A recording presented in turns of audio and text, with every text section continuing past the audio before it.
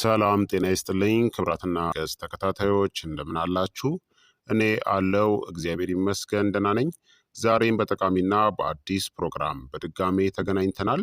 በዛሬው የጤና ፕሮግራማችን ላይ የምንመለከተው ከ40 ዓመታችን በኋላ አጥንቶቻችን ለምን እንደሚዳክሙ እናም ለስብራት ተጋላጭ እንደሚሆኑ በዚህ ቪዲዮ ላይ በደንብ እነግራችኋለሁኝ ማለት ነው። ይህንን ቪዲዮ በመመልከት ማስተካከል ያለባችሁን ነገሮችን ማስተካከል ያስፈልጋል ማለት ነው። ይህ የጤና ትምህርት ታዲያ ለበርካታ ሰዎች እንዲደርስ ሁላችሁም በቅንነት ላይክና ሼር በማድረግ ሌሎችንም አስተምሩ አሳውቁላለሁኝ። ጥያቄ ካላችሁ ጥያቄያችሁን በኮመንት ላይ አስፍሩልኝ። በቀጥታ ወደ ጤና ትምህርታችን የማልፍ ይሆናል። ከ40 ዓመታችን በኋላ አጥንቶቻችን ለመሰበር ወይም ደግሞ ለጉዳት በጣም ተጋላጭ ናቸው። ምክንያቱም ከ40 ዓመታችን በኋላ የሚከሰት የአጥንት መመናመን ዝምተኛ፣ ቀስ በቀስ የሚጨምርናም ቀድሞ ሲታወቅ መከላከል ግን የሚቻል ነው። አጥንቶቻችን ህያው የሆኑ ቲሾዎች እንጂ የሞቱ መዋቅሮች አይደሉም። ያለማቋረጥ እየፈረሱ እናም እንደገናም እየተገነቡ ነው። ከ40 ዓመታችን በኋላ ግን ያ ሚዛን በዝምታ ይለወጣል። የአጥንት መፍረሱ ማሸነፍ ይጀምራል። ምክንያቱም አንደኛ የአጥንት እንደገና መገንባት ይዘገያል። ይህ ዋነኛው ምክንያት ነው። ከ40 ዓመታችን በፊት የአጥንት መፍረስ እናም እንደገና መገንባት የተመጣጠነ ነው። ያጣችሁትን አጥንት ሙሉ በሙሉ ማለት ይቻላል ትተካላችሁ። ከ40 ዓመታችን በኋላ ግን አጥንትን የሚገነቡ ሴሎች ኦስቲዮብላስትስ ይዘገያሉ። አጥንትን የሚሰብሩ ሴሎች ኦስቲዮክላስትስ ንቁ ሆነው ይቆያሉ። በየዓመቱ ከምትተኩት በላይ ብዙ አጥንትን ታጣላችሁ።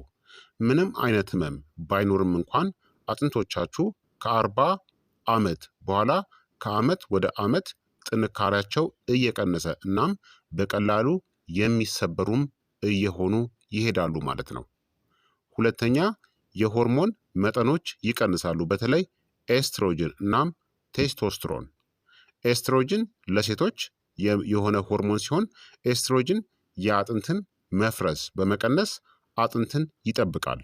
ከ40 ዓመት በኋላ በተለይም ማረጥ ወይም ደግሞ የወር አበባ ማቆም ሲከሰት ኤስትሮጅን ይቀንሳል። የአጥንት መመናመንም በፍጥነት ይጨምራል።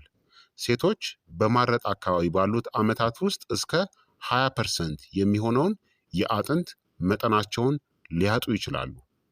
ሌላው ደግሞ ቴስቴስትሮን ነው። በወንዶች ላይ ቴስቴስትሮን የአጥንት መፈጠርን ይደግፋል።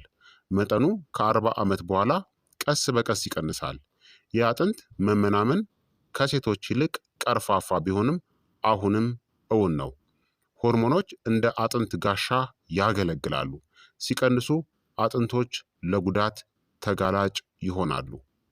ሶስተኛ የካልሲየም መምጠጥ ብቃት ይቀንሳል። ከ40 ዓመታችን በኋላ የጨጓራ አሲድ ይቀንሳል። ከፀሐይ ብርሃን የሚገኝ የቫይታሚን ዲ ምርትም ይቀንሳል። በጨጓራና በአንጀት ውስጥ የሚካሄደው የካልሲየም መምጠጥም ይዳከማል። በካልሲየም የበለጸጉ ምግቦችን ልትመገቡ ትችላላችሁ፣ ነገር ግን ሰውነታችን የሚመጣው በጣም ጥቂቱን ነው። ለዚህ ነው ወተት ብቻውን የአጥንትን ስብራትን አይከላከልም። የካልሲየም ተጨማሪዎች ወይም ደግሞ ሰፕሊመንቶች ያለ ቫይታሚን ዲ እናም ያለ ቫይታሚን ኬቱ ብዙ ጊዜም አይሰሩም። አራተኛ የቫይታሚን ዲ መጠኖች ከዕድሜ ጋር ይቀንሳሉ። ቫይታሚን ዲ አስፈላጊ የሆነበት ምክንያቱ ካልሲየም እንዲመጠጥ ይረዳል። ካልሲየምን ወደ ደም ቅዳ ቧንቧዎች ሳይሆን ወደ አጥንቶች ይመራል። ከ40 ዓመታችን በኋላ ግን ቆዳ ከፀሐይ ብርሃን የሚያመርተው የቫይታሚን ዲ መጠን ይቀንሳል። ብዙ ሰዎችም ከፀሐይ ይርቃሉ ወይም የፀሐይ መከላከያ ቅባትን ይጠቀማሉ።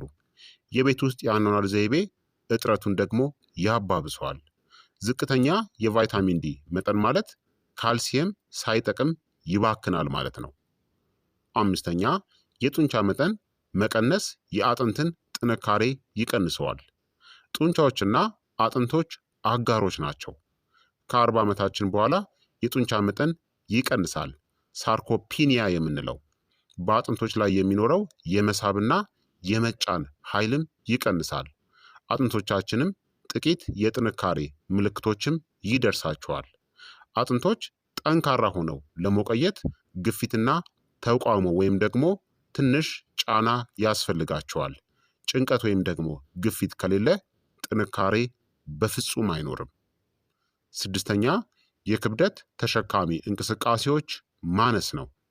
ዘመናዊ እርጅና የምንለው ብዙውን ጊዜ ብዙ መቀመጥ፣ የእግር ጉዞ መቀነስ፣ ክብደት ከማንሳት ወይም ደግሞ ከተቃውሞ ወይም ከኃይለኛ እንቅስቃሴዎች መራቅን ያካትታል።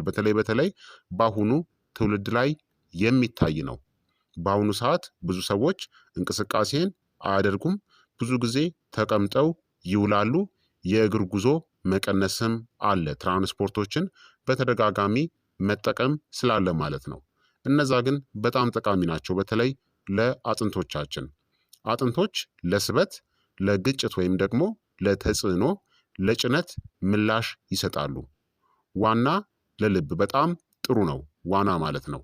ነገር ግን ለአጥንት በቂ አይደለም። አጥንቶች የሚጠነክሩት ፈተና ወይም ደግሞ ትንሽ ግፊት ሲገጥማቸው ነው።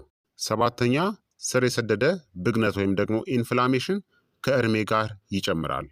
ከ40 ዓመታችን በኋላ ዝቅተኛ ደረጃ ያለው ብግነት ይጨምራል። ምክንያቱም በደካማ አመጋገብ፣ በውጥረት ወይም ደግሞ በስትረስ፣ በደም ስኳር አለመመጣጠን፣ በጨጓራና በአንጀት ችግሮች አማካኝነት ይጨምራል። ኢንፍላሜሽን ወይም ደግሞ ብግነት ደግሞ አጥንትን የሚሰብሩ ሴሎችን ያነቃቃል። አጥንትን የሚገነቡ ሴሎችን ደግሞ ያዳክማል። ስኳርናም በጣም የተቀነባበሩ ምግቦች በዝምታ አጥንቶቻችንን ያዳክማሉ። ስምንተኛ የውጥረት ሆርሞኖች አጥንትን ይበላሉ። ስር የሰደደ ውጥረት የኮርቲሶል መጠንን ከፍ ያደርጋል።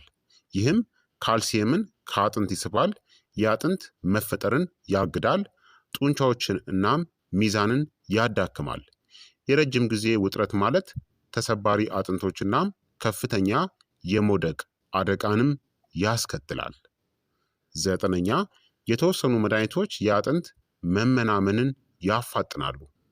ከ40 ዓመታችን በኋላ የተለመዱት ስቴሮይዶች፣ የአሲድ መከላከያ መድኃኒቶች፣ አንዳንድ የጭንቀት ማስታገሻዎችናም የታይሮይድ መድኃኒቶች መጠኑ ከበዛ እነዚህ ሁልጊዜ ህመም አያስከትሉም።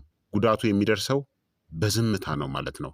በጊዜ ሂደት አጥንቶቻችንን ማዳከማቸው አይቀርም። አስረኛ ደግሞ ደካማ የሆነ የንጥረ ነገር ሚዛን ነው። ካልሲየም ብቻ አይደለም። አጥንቶቻችን ካልሲየም፣ ማግኒዥየም፣ ቫይታሚን ዲ፣ ቫይታሚን ኬቱ፣ ፕሮቲን፣ ዚንክናም ቦሮንን ይፈልጋሉ። ከ40 ዓመታችን በኋላ አመጋገብ ንጥረ ነገር የጎደለው ይሆናል። የምግብ መፈጨትም ይዳከማል፣ መምጠጥም ይቀንሳል። ካልሲየም ያለ ማግኒዥየም ወይም ደግሞ ያለ ቫይታሚን ኬቱ አጥንትንናም የደም ቧንቧዎችን ሊጎዳ ይችላል ማለት ነው። ስለዚህ ከ40 ዓመታችን በኋላ እድሜያችን እየጨመረ ሲሄድ የአጥንት መዳከም፣ መሳሳትና ለስብራት ተጋላጭ የሚሆንበት በርካታ ምክንያቶች እነዚህ ናቸው ማለት ነው። ታዲያ ትልቅ የተሳሳተ ግንዛቤ የአጥንት መመናመን በጣም ዝምተኛ እንደሆነ ማወቅ አለባችሁ። ህመም ከሌለ፣ ማስጠንቀቂያ ምልክት ከሌለ አጥንቶቻችን ጤናማ ናቸው ብላችሁ በፍጹም እንዳትጠብቁ። የመጀመሪያው ምልክት ስብራት ሊሆን እንደሚችል ማወቅ አለባችሁ ማለት ነው። አጥንቶቻችሁ ተጎድተው ማለት ነው። ለዚህ ነው መከላከያ ምልክቶች ከመታየታቸው በፊት መጀመር ያለበት ማለት ነው። ስለዚህ አጥንቶቻችሁን አስቀድማችሁ ከጉዳት መከላከል አለባችሁ። ምክንያቱም ምንም ምልክትን ሳያሳዩ ስብራት ስለሚከሰት። ታዲያ ከ40 ዓመታችን በኋላ ለአጥንት መዳከም ከፍተኛ ተጋላጭ የሆኑ ሰዎች ምን አይነት ሰዎች እንደሆኑ ደግሞ ልንገራችሁ። ሴቶች በተለይ ከማረጥ በኋላ ለፀሐይ ብርሃን ዝቅተኛ ተጋላጭነት ያላቸው ሰዎች፣ እንቅስቃሴ አልባ የአኗኗር ዘይቤ ያላቸው፣ አጫቾችናም ከመጠን በላይ አልኮልን የሚጠጡ ሰዎች፣ የስብራት ታሪክ ያላቸው፣ የምግብ መፈጨት ችግር ያለባቸው እናም የረጅም ጊዜ መድኃኒት ተጠቃሚዎች ለአጥንት መዳከም በከፍተኛ ሁኔታ ተጋላጭ ናቸው። ታዲያ የአጥንት መመናመንን ለመቀነስ ጤናማ የሆኑ መንገዶች አሉ። በየቀኑ መራመድ እናም ጠንካራ የሆኑ ስፖርቶችን መጨመር፣ ደህንነቱ የተጠበቀ የፀሐይ ብርሃን ማግኘት ወይም ደግሞ የቫይታሚን ዲ ምርመራን ማድረግ፣ ካልሲየምን ከተፈጥሮ ምግቦች መመገብ፣ የማግኒዥየም እናም የቫይታሚን ኬቱ ምንጮችን ማካተት፣ ስኳር እናም በጣም የተቀነባበሩ ምግቦችን መቀነስ፣ የሰውነት አቋምናም ሚዛንን ማሻሻል፣ ውጥረት ወይም ደግሞ ጭንቀትን መቆጣጠር እናም በቂ እንቅልፍ ማግኘት ያስፈልጋል ማለት ነው። ታዲያ የአጥንት ጤናችሁን መቼ መመርመር ያስፈልጋል? እድሜያችሁ ከ40 ዓመት በላይ ሆኖ የተጋላጭነት ሁኔታዎች ሲኖሩ፣ በቤተሰብ ውስጥ የአጥንት መሳሳት የኦስቲዮፖሮሲስ ታሪክ ካለ፣ የቁመት መቀነስ ድንገት ከገጠማችሁ፣ ያለ አደጋ የሚከሰት የጀርባ ህመም ከገጠማችሁ እናም ከትንሽ መውደቅ የሚከሰት ስብራት ከገጠማችሁ ምርመራ ማድረግ ያስፈልጋል። በአጠቃላይ ከ40 ዓመት በኋላ አጥንቶች የሚዳከሙት በዕድሜ ምክንያት ብቻ አይደለም። ነገር ግን ሆርሞኖቻችን ስለሚቀንሱ፣ ጡንቻዎችም ስለሚኮማተሩ፣ ንጥረ ነገሮችም በደንብ ስለማይመጠጡ እናም አጥንቶች መገፋፋት ወይም ደግሞ ፈተናን ስለሚያቆሙ ነው። ስለዚህ እነዚህን ችግሮች ደግሞ ጤናማ በሆነ በአኗኗር ዘይቤ ጤናማ የሆነ እናም የተመጣጠነ ምግብን በመመገብ ጭንቀት ወይም ደግሞ ውጥረትን በመቀነስ በቂ የሆነ የአካል ብቃት እንቅስቃሴን በማድረግ በተለይ ክብደት ማንሳት፣ እስኳት ያሉ እንቅስቃሴዎችን ማለትም ቁጭ ብድግን፣ ፑሻፕ ወይም መስራት እናም አንዳንድ የጂም እንቅስቃሴዎችን በማድረግ አጥንቶችን ማጠናከር ይቻላል ማለት ነው። በቂ እንቅልፍን መተኛትም ያስፈልጋል። ስለዚህ ክቡራትና ክቡራን ተመልካቾቼ እነዚህን ልምዶችን በማድረግ አጥንቶቻችሁን ማጠናከር ትችላላችሁ። የዛሬው የጤና ትምህርት እንግዲህ ይህንን ይመስል ነበረ። እንደተማራችሁበት ተስፋ አደርጋለሁኝ። ሀሳብ አስተያየታችሁ ደግሞ አይለኝ ይላለሁ። ይህ የጤና ትምህርት ለበርካታ ሰዎች እንዲደርስ ሁላችሁም በቅንነት ላይክ እና ሼር በማድረግ ሌሎችንም አስተምሩ አሳውቁላለሁኝ። ጥያቄያችሁን በኮመንት ላይ አስፍሩልኝ። በቀጣይ የጤና ትምህርት እስከምንገናኝ እኔንም እናንተንም ቸር ያቆየን። መልካም ጊዜ፣ መልካም ቆይታ። ቻው ቻው።